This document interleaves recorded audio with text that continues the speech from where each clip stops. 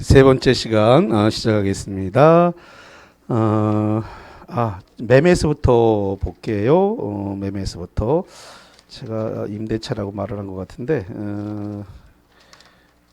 매매가 어디냐면 274페이지입니다. 예, 274페이지서부터 시작하겠습니다.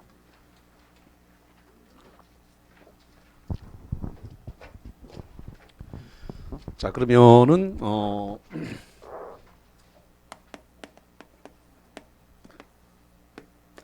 어떤 사람이 그랬다는 거예요. 내 부동산을 1억에 사시겠다고 한다면 내가 등기를 이전해 줄 용의가 있습니다라고 지금 약정을 했습니다. 그래서 등기 이전을 등기 이전을 해주겠다라는 약정을 했고, 그다음에 그 등기 1억에 등기 넘겨주겠다 그러면 내가 1억에 대금 지급할 용의가 있다라고 해서 대금 지급을 약정했어요. 이렇게 대금 지급을 약정을 했어요. 그래서 이렇게 약정만으로 계약이 이루어졌어요. 약정만으로 계약이 이루어진 게 바로 아까 매매 계약이다라고 말씀을 드렸고, 이 매매 계약을 아까 제가 뭐라 그랬냐면 낙성 계약이라고 표현했습니다. 무슨 계약이라고요? 낙성 계약. 오케이, 낙성 계약. 이 낙성 계약의 반대말은 요물 계약입니다.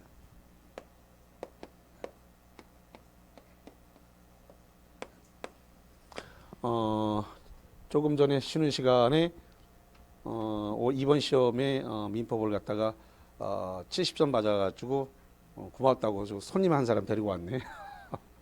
지금 저 바깥에 봤죠? 여자분. 네. 그리고 선물도 사갖고 왔네. 근데 선물은 우리 포항이 더 많아요. 여기보다 그리고 다른 교수님들 것도 많이 해주고 막 그렇게 합니다. 그래서 이거 어쨌든 저렇게 자기 친구 데리고 오고 하는 거 보기가 좋네. 그래서 그 친구가 아주 얼마나 자랑하는지 한번 보러 왔다고 합니다. 확실한 믿음이 있으니까. 자, 그래서 이제 여러분 차례입니다. 여러분 차례. 그러니까 이것저것만 안 보면 돼. 그냥 이것저것만 안 보고 그냥 제 한 라인만 쭉 타고 오면 고득점 합니다. 근데 중간에 다른 거 자꾸 보기 시작하면 이제 올해 합격이 힘들어져요. 그러니까 그냥 마음이 흔들려도 그냥 제 라인 하나만 타고 쭉 가면 점수는 상당히 고득점으로 합격을 하는데, 중간에 자꾸 이동 영상 보고 저기 동영상 보고 이러다 보면 많이 흔들려 버려요. 그러니까 하나의 책과 하나의 강의를 계속 여러 번 반복해서 많이 보는 게 중요하지 이것저것 보는 게 중요하지 않습니다. 그러니까 한 개 라인을 쭉 타고 가면서 여러 번 많이 반복하는 게 중요합니다. 자, 그러면 요물계약이라는 말이 나왔는데요. 이 요물계약은 제가 뭐라 그랬냐면은 그 종류가 4개 있다는 말씀드렸는데 기억하세요?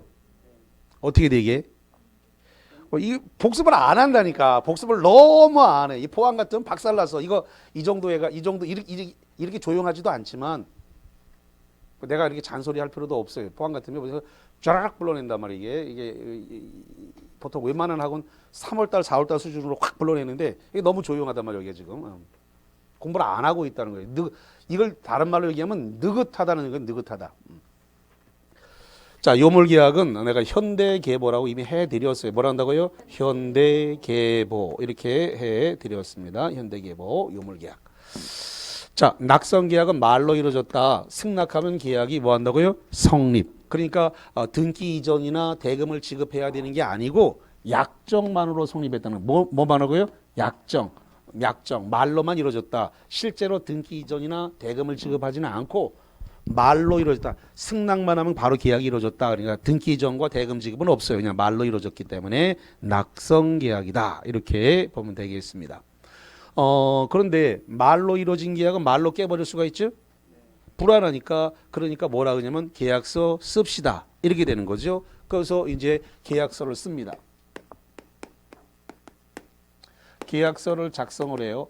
그럼 계약서를 작성하면은 필연적으로 계약금 10%를 받고 계약금 계약을 하게 됩니다. 뭘 하게 된다고요?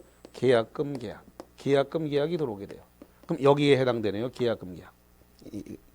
현대 계보의 계가 뭐라고요? 계약금 계약이죠. 예. 그래서 계약금 계약이 이렇게 들어오게 돼요. 그러면 낙성 계약이 주 계약이고 매매 계약에 의한 낙성 계약이 주 계약이고 계약금 계약은 종된 계약이에요. 종된 계약이고 그 다음에 금전 10%를 받았으니까 요물 계약이 됩니다. 요물 계약이라는 것은 금전 기타 유가물을 받는 겁니다. 다시 한번 금전 기타 뭘 받는다고요? 유가물. 금전이나 기타 유가물을 제공받는 것이 요물 계약이 되는 겁니다. 그랬을 때 이 계약금의 성격이 어떻게 되는가? 계약금의 성격. 이 계약금의 성격은 계약을 했다라고 하는 증약이 이제 증거죠. 계약금, 증약금, 증거금으로서의 효력이 있는 겁니다. 두 번째, 아무런 특약, 계약금을 받아놓고 아무런 특약을 하지 않으면 뭘로 보는 거냐면 해약금으로 추정이 됩니다. 뭘 하지 않았을 때 해약금으로 추정된다고요? 특약이 없을 때. 계약금을 주고받았는데 그 계약금의 성격이 뭐냐를 계약서에다 명시를 안 했어요. 그냥 10%만 돈 10%만 받았다 이런 것만 써놓으면 그 계약금은 뭐로 가는 거라고요? 해약금으로 추정되는 거예요. 돈 10%만 받았다고 쓰고 아무것도 안 써놨어. 10%의 성격이 뭔지 계약금 10% 받았으면 이렇게만 써 10%돈 얼마 받았으면 이렇게만 써놨으면 3억 만약에 1억인데 1,000만 원 받았으면 이렇게만 써놨으면 그건 해약금 추정되는 거예요. 특약이 없기 때문에. 자, 그 다음에 세 번째로서 위약금. 위약금으로 하기로 특약을 했습니다. 그러니까 예를 들어서 이런 거죠. 계약금을 받았는데 계약이 약속이 진행이 안 되게 되면 그 위약금은 몰수하겠다 이렇게 써놨습니다. 몰수하겠다 써놓으면 그 위약금은 뭐로 된다고? 계약금 뭐가 된다고요? 위약금이 돼버려요. 몰수하겠다 써놨으니까 10% 받았는데 이게 진행이 안 돼서 계약이 해지가 된다면 그것은 위약금으로 보겠다 이렇게 된 거예요. 그래서 특약이 있을 때는 뭐로 보는 거냐면 손해배상 예정액으로 손해배상 예정액으로 추정이 되는 거예요.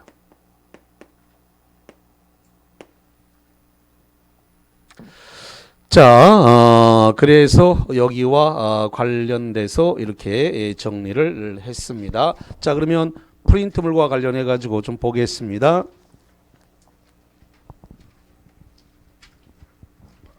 저기 프린터 들어가기 전에 그거 저 교재 하나만 잠깐만 봐드릴게요. 예.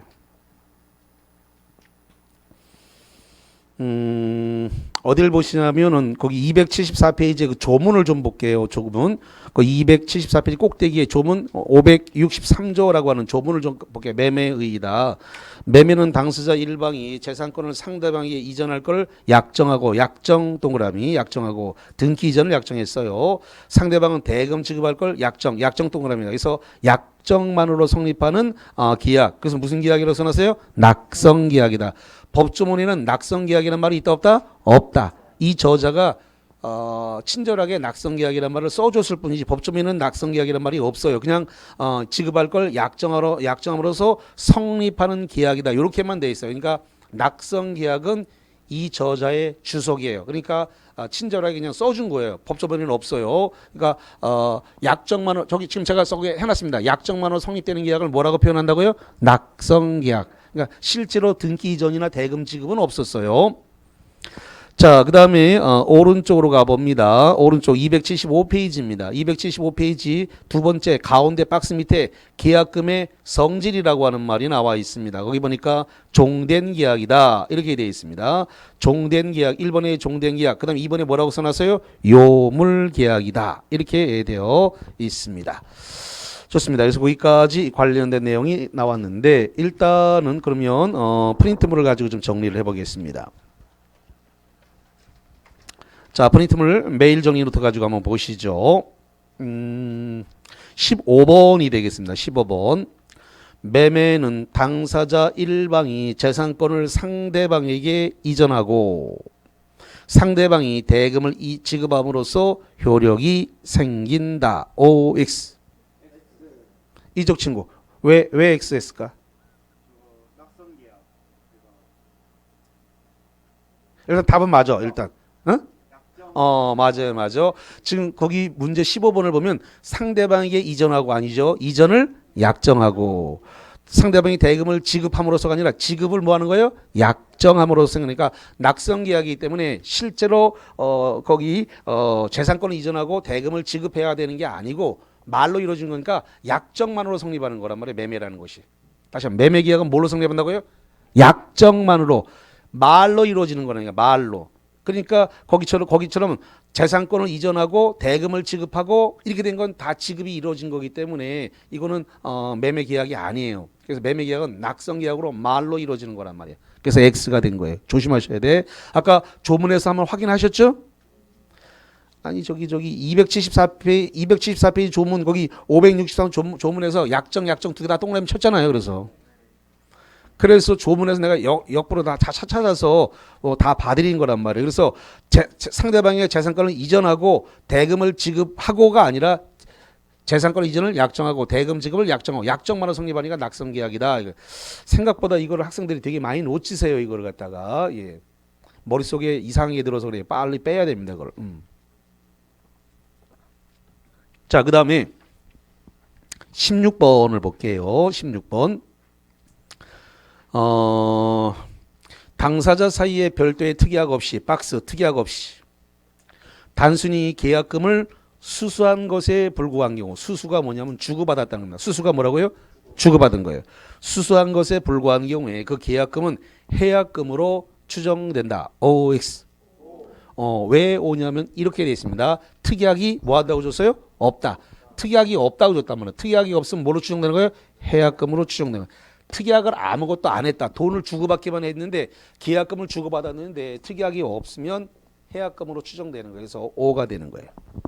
자, 그 다음에 17번으로 갈게요. 17번. 금전, 계약은 금전, 기타 유가물의 교부를 계약의 성립 요건으로 하는 요물계약이다. OX. 좋습니다. 그래서 계약은 요물계약 맞아요. 그래서 금전, 기타 유가물을 제공하는 계약은 요물계약이다. 맞네요. 좋습니다. 자, 그 정도 정리하셨고 그 다음에 277페이지 쪽으로 가봅니다. 가만히 있어보자. 저 친구가 저기 가가지고 카메라를 나 있는 쪽으로 조금 옮겨놓으세요. 좀 카메라가 지금 아마 저기 맞춰져 있을 거예요. 지금 원장님이 저 바깥에 계시기 때문에 카메라를 조금 이렇게 나 있는 쪽으로만 좀 옮기면 돼. 왜냐하면 카메라 렌즈가 지금 저기에 맞춰져 있거든. 지금 나 있는 쪽으로 이렇게 그걸 이렇게 옮겨져 지금 이렇게. 옮겨치네. 그래. 오케이. 오케이.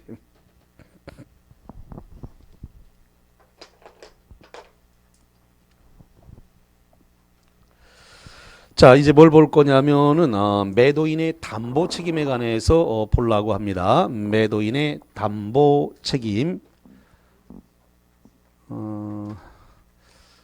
너무 여기다 딱 맞춰 놓은 거 아니야? 매도인의 담보 책임.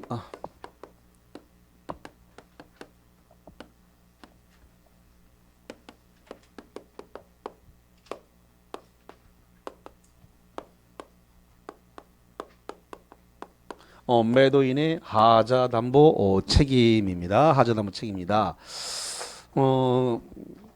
그러면 매도인의 하자담보, 그러니까 계약을 했는데 목적물에 하자가 있더라는 거죠. 뭐 물이 샌다, 뭐 지붕에서 뭐 물 떨어진다, 기타 뭐 여러 가지 하자가 있을 수 있는데 그 하자에 대해서 하자담보를 요구할 수 있는 건 누가 요구하냐면 매수인이 요구합니다. 매수인이 매도인에게 담보 책임을 하는데 요구하는데 매수인이 담보 책임을 요구하려면 일단 선의이면서 무과실이어야 됩니다.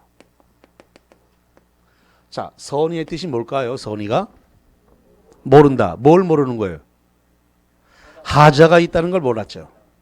그런데 무과실이라는 것은 모르는 것에 대해서 잘못이 없다는 겁니다. 무과실의 뜻이 뭐라고요? 모르는 것에 대해서 잘못이 없다. 이게 선의 무과실인 거예요. 선의 무과실.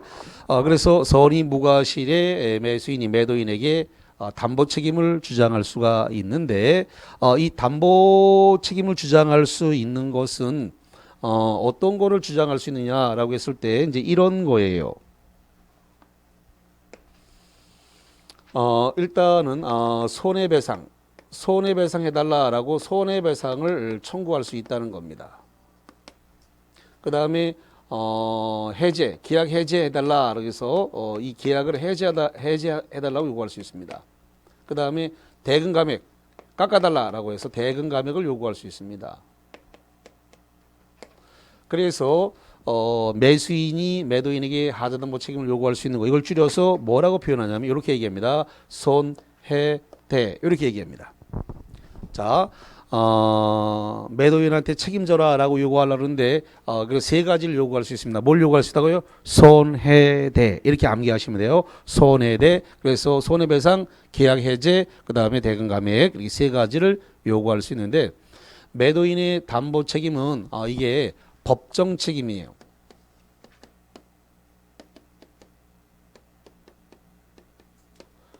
그리고 무과실 책임이에요.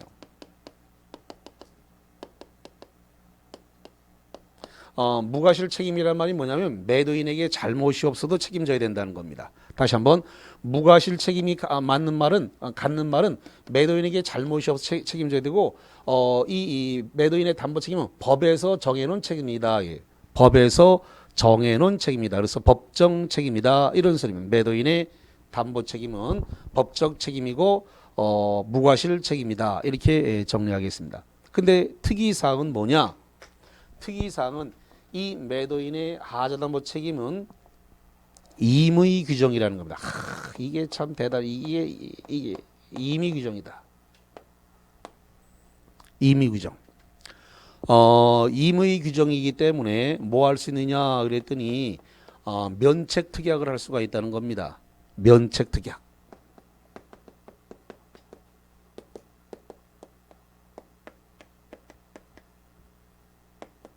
면책 특약이 가능해요. 매도인이 책임을 안 질 수 있도록 특약할 수 있다라고 하는 겁니다. 그래서 자 이거를 좀 사례로 좀 들어드릴게요. 사례로 이 말의 뜻이 뭔가에 대해서. 자 지금 매도인이 매수인한테 부동산을 팔면서 미리 얘기를 했습니다. 이런 부분에 하자가 있다. 하자가 있으니까 시세보다 내가 뭐 깎아줄게. 뭐 3천만 원이든 뭐 2천만 원이든 깎아줄게. 그 부분에 대해서는 본인이 처리를 하고 나한테 하자담보 책임을 묻지 마라라고 미리 그걸 갖다가 계약서에다 넣고 면책 특약서에 쓸 수 있다는 겁니다.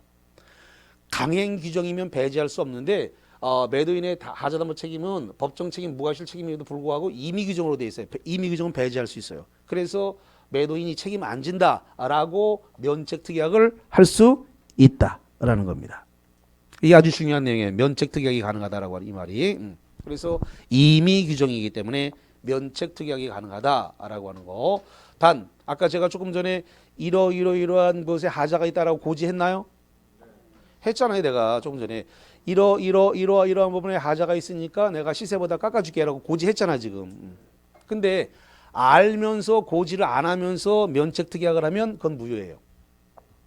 다시 한번 하자가 있다는 것을 매도인이 알아. 근데 고지하지 않으면서 그냥 팔아먹었어요. 그러면서 면책 특약을 해놨어요. 나 지금 파는데 앞으로 뭐 부동산 물건에 대해서 하자가 있다라고 주장하지 마라. 그 부분에 대해서는 나한테 컴플레인 걸지 않는다라고 딱 특약을 달았다는 겁니다. 근데 고지하지 않은 부분에 대해서 하자가 있다면 그건 면책이 되질 않아요. 그러니까 면책을 받으려면 고지를 해야 돼. 이거 하자가 있다라고 고지하고 그래서 시세보다 낮춰줄게. 이렇게 하면서 서로 공평의 원리가 적용돼야 되니까 그러니까 낮춰줄 테니까 나한테 앞으로 컴플레인 걸지 마라고 면책 특약을 해야 되는 거예요. 알면서 고지하지 않고 그 부분에 대해서 하자가 발생한 부분이 있다면 면책이 되질 않습니다. 특약을 써놔도 무효의 효력이 없어요. 이거는요. 그래서 앞으로 중개업을 하다 보면 굉장히 이런 일이 많이 생깁니다. 생기기 때문에 그래서 이 부분에 대해서 좀 잘 정리를 해 놓으실 필요가 있다. 이렇게 정리를 말씀을 드리겠습니다.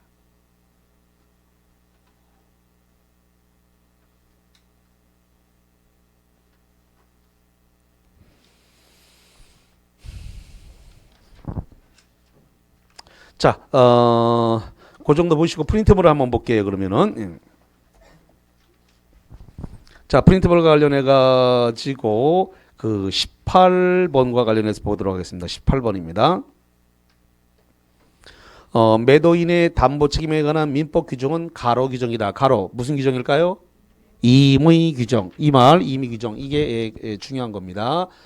그래서 매도인의 담보 책임은 법정 책임이고 무과실 책임임에도 불구하고 임의 규정으로 되어 있다라고 하는 이겁니다. 그렇기 때문에 면책 특약이 가능하다. 그래서 매도인이 책임을 지지 않는다라고 미리 사전에 고지함으로써 면책 특약이 가능하다. 이렇게 되어 있다는 겁니다. 자, 지금 이 입문서라서 안 써져 있어서 그런데요. 1월 달에 나오는 책은 그 부분 다 써져 있어요. 제가 확인해 보니까 다 있더라고요. 그러니까 그때 자세하게 설명을 다시 드릴게요. 자, 이제 어디로 갈 거냐면은 저쪽 그 283페이지에 보면 그 임대차가 나왔습니다. 임대차. 자, 그래서 일단 내용은 284페이지부터 구체적으로 있네요. 거기부터 봐드릴게요.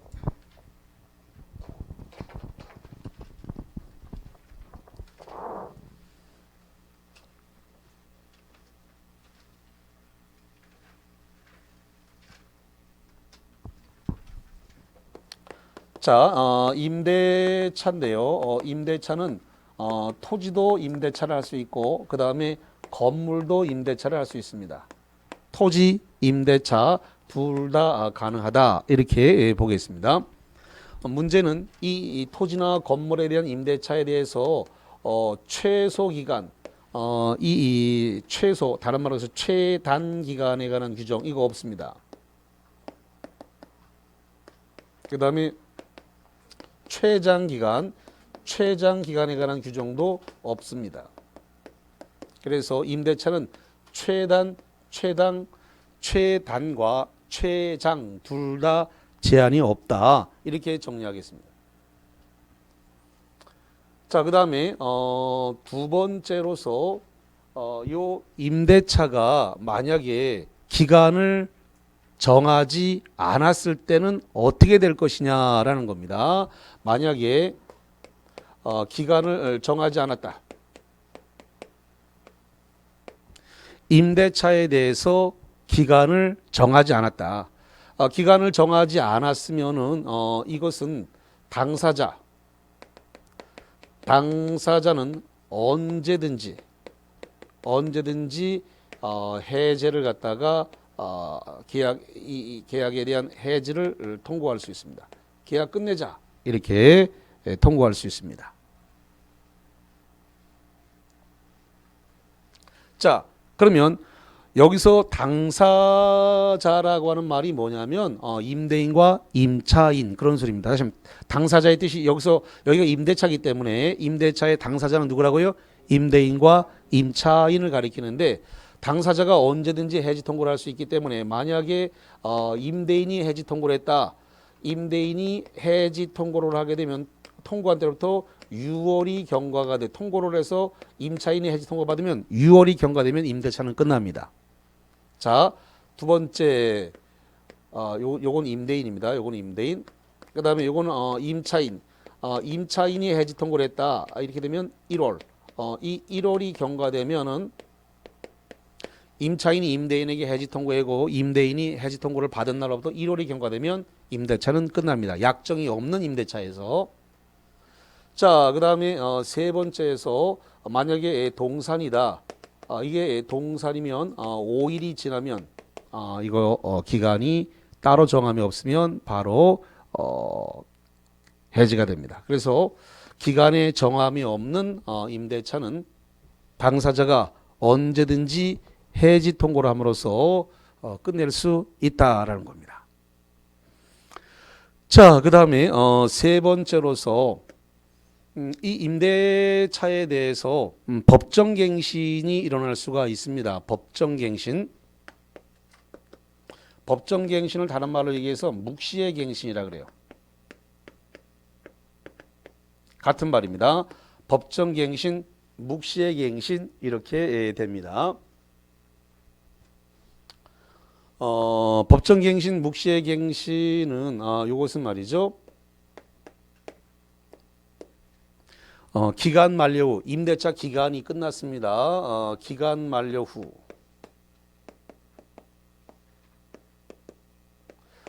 임대인이 이 상당한 기간 내에 이의를 제기하지 않았습니다. 상당한 기간 내에 이의를 제기하지 않았습니다. 자, 여기 지금 상당한 기간이란 말이 나오는데 상당한 기간 얼마를 말한다 그랬어요? 15일에서 30일 의미합니다. 그래서 임대차 기간이 끝났는데 임차인이 목적물을 사용하고 있는데 임대인이 그냥 가만히 있더라는 겁니다. 가만히 있게 되면은 이거 바로 법정갱신, 묵시의 갱신이 일어났다라는 겁니다. 그렇게 되면 어떻게 되느냐? 전 임대차, 이 전 임대차와 동일 조건으로 갱신된 것으로 본다는 겁니다.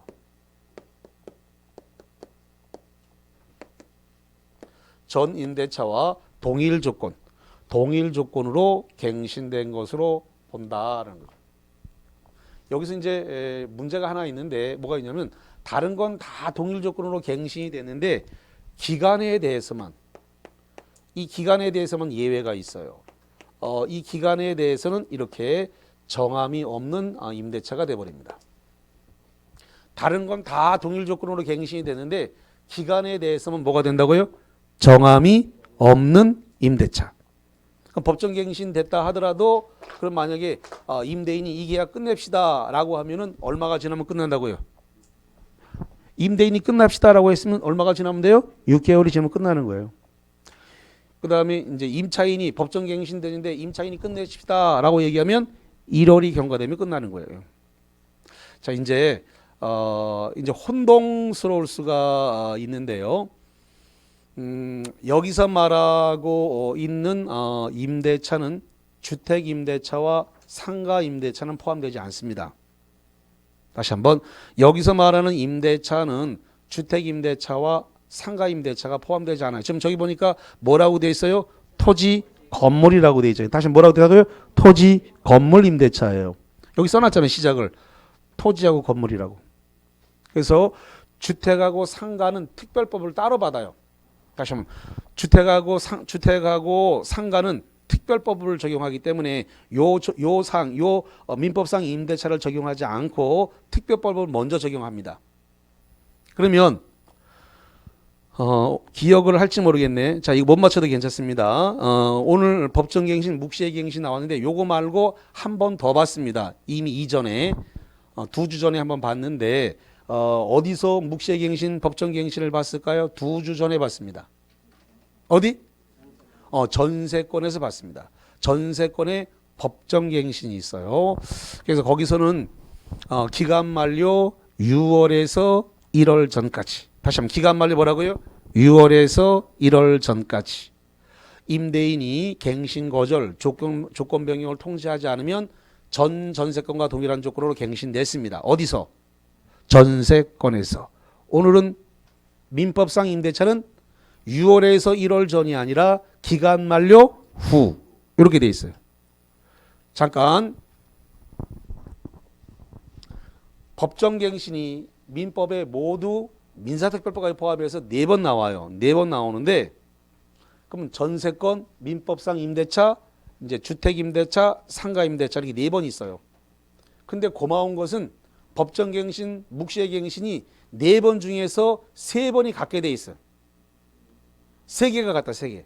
그러면 전세권, 주택임대차, 상가임대차는 기간이 다 똑같아요. 3개가. 4개 중에서 민법상 임대차 하나만 다르고 3개 같아.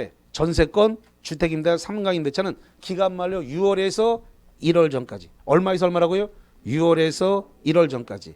민법상 임대차가 뭐로 돼 있다고? 민법상 요거 하나만 기간 만료 후 이렇게 돼요. 그래서 4번 법정갱신, 묵시의갱신이 4번 중에서 3번은 같다. 언제에서 언제까지? 6월에서 1월 전까지. 민법상 임대차 하나만 모르되다 기간 만료 후 이렇게 딱 하나만 요 놈 하나만 다르게 돼 있어요. 요거 하나만. 그러니까 요거 하나만 특별히 조심하면 돼. 나머지 세 개는 같기 때문에. 자, 그래서 요거는 좀 민법상 임대차이기 때문에 주택 임대차, 상가 임대차는 적용되지 않는다. 그건 특별법으로 따로 적용한다라는 걸 다시 말씀을 드리고요. 자, 여기가 지금 임대차니까 그럼 당연히 뭐 해야 되냐면 임차물. 이 임차물에 대한 유지 관리를 다른 말로 얘기해서 수선 의무라 그래요. 임차물에 대한 유지관리 수선 의무 이거는 누구에게 있느냐 했더니 임대인에게 있습니다. 다시 합니다. 임차물에 대한 유지관리 수선 의무는 누구에게 있다고요? 임대인 의무입니다. 문제는 이 유지관리 수선 의무 역시 임의 규정이라는 겁니다. 무슨 규정? 임의 규정이에요. 임의 규정이란 말은 배제 특약이 가능하다면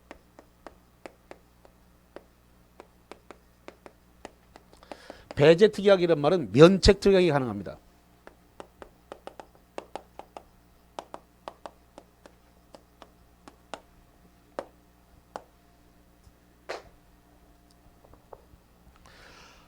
조금 전에 한 5분 전쯤에 매도인의 하자 담보 책임이 있었는데 법정 책임이고 무과실 책임인데 임의 규정이란 말씀 드렸죠. 그래서 면책 특약이 가능하다 그랬는데 똑같아요. 임차 목적물에 대한 유지관리 수선 의무는 임대인에게 있음에도 불구하고 이거 임의 규정이라 때문에 임의 규정이니까 배제 특약, 면책 특약이 가능해요. 그래서 예를 들어서 이렇습니다. 자, 임차 목적물 그게 토지인지 건물인지 모르겠습니다만 저 건물은 뭐 공장 같은 거, 그 다음에 주택과 상가를 뺀 나머지 건물은 다 적용됩니다. 다시 한번 주택과 상가를 뺀 나머지 건물은 다 민법상 임대차가 적용돼요. 주택하고 상가는 특별법이 있으니까 이걸 적용하지 않고 그걸 먼저 적용을 하고 그 다음에 없을 때만 적용합니다. 그러면 주택과 상가를 뺀 나머지 건물은 다 민법상 임대차가 적용돼요. 나머지 건물들 주택과 상가를 뺀 나머지 건물들은 다 민법상 임대차가 적용된다라고 하는 거. 자, 그러면 임대인이 임차 목적물의 수선 유지 의무가 있는데 그랬다는 겁니다. 예를 들어 가지고 지금 월세 우리 이쪽 동네에 월세 차임이 월 200인데 내가 150만 원, 160만 원에 해줄 테니까 혹시 우리 임차물에 뭐 하자에서 수선 의무가 생기면 당신이 다 수선하고 고쳐라. 나 귀찮아서 이거 못 해준다. 난 어디 살게? 나 서울 산다. 그냥 나 대구 못 온다. 그러니까 당신이 알아서 고쳐라. 대신에 시세보다 싸게 줄게. 그러면서 수선 유지 의무를 면책 특약할 수 있다 없다? 있다. 됐죠 이제? 여기 써놓고 내가 사례까지 다 들어줬잖아 지금. 면책할 수 있다니까. 그러니까 무조건 면책하는 게 아니라 공평의 원리가 적용돼야 되니까 시세보다 싸게 줄게. 대신에 나한테 전화하지 말고 스스로 다 고쳐 써라. 시세가 200만 원 하는데 내가 150, 160 하게 시세보다 싸게 줬네. 150, 160이면. 그러니까 다 고쳐 쓰고 나한테 전화하지 말고 다 고쳐 써라. 이렇게 해서 그럼 자기가 안 고쳐도 되니까 그거 계약서에다가 쫙 써놓으면 면책 특약이 돼버리는 거예요. 그래서 이게 임의 규정이니까 이렇게 할 수 있다 없다? 있다라는 거예요. 그래서 공평이 원리니까 대신 차임 월세는 싸게 줄게 이렇게 되는 거예요. 그래서 형평이 서로가 맞아야 되는 거니까 가능합니다. 자, 그래서 이렇게 정리를 하면서 프린트물을 좀 볼까요? 예.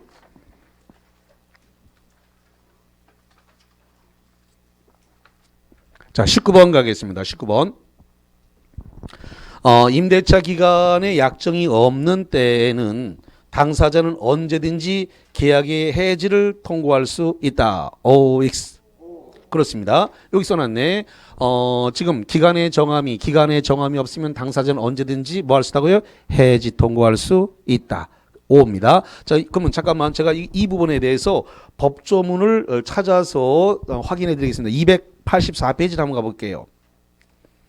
284페이지 맨 밑에 하단부 그 세 번째 박스입니다. 임대차 기간 최장기 제한 없다. 635조 기간의 정황이 없는 임대차 해지 통고 1항 임대차 기간에 약정이 없는 때는 당사자는 언제든지 계약의 해지를 통고할 수 있다. 그게 시험 문제 올라온 거죠, 지금? 아니, 지금 그 시험 문제 그 19번이 그 문제잖아요.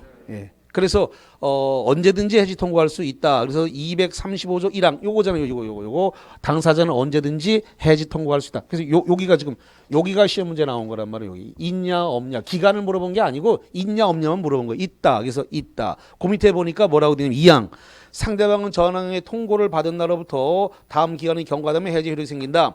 토지, 건물, 기타 공작물에 대해서 임대인이 해지 통고를 하는 경우에는 몇 월이라고 됐어요? 6월. 임차인이 해지 통고하면은 1월. 동사는 5일. 이걸 뭐라 그러냐면 6.15 남북공동성명이라 그래요. 뭐라 한다고요? 6.15 이렇게 올 거예요. 6.15 남북공동성명이 적용된다. 뭔가 이렇게 스토리가 있어야 잘 안 까먹거든요. 그렇게 그래서 이렇게 딱 정리해 놓으면 시험 문제다가 이걸 갖다가 3월이라고 딱 바꿔놓고 시험 문제 나오거든요. 그럼 틀렸단 말이에요.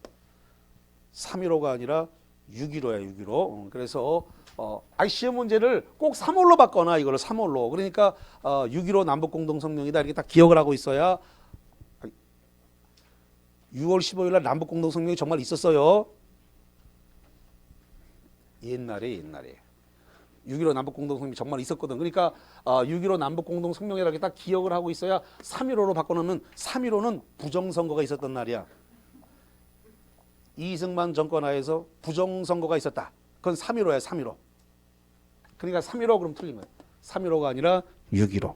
이렇게 6.15는 남북공동성명, 3.15는 부정선거. 자, 그래서 딱 그러니까 스토리를 가지고 딱 기억해야 잘 안 까먹으세요. 그래서 이렇게 하시면 되고. 그래서 일단 결론은 뭐라고요? 5다. 자, 그 다음에 20번을 볼게요. 20번을 보니까 임대인의 수선 의무에 관한 규정은 강행 규정이므로 임대인의 수선 의무 면책 특약은 효력이 없다. OX. X네요. 임대인의 수선 의무는 강행 규정이 아니라 무슨 규정? 임의 규정. 임의 규정이니까 배제 특약할 수 있다 없다? 있다. 그래서 배제 특약이 가능합니다. 그래서 틀린 내용이 되겠습니다.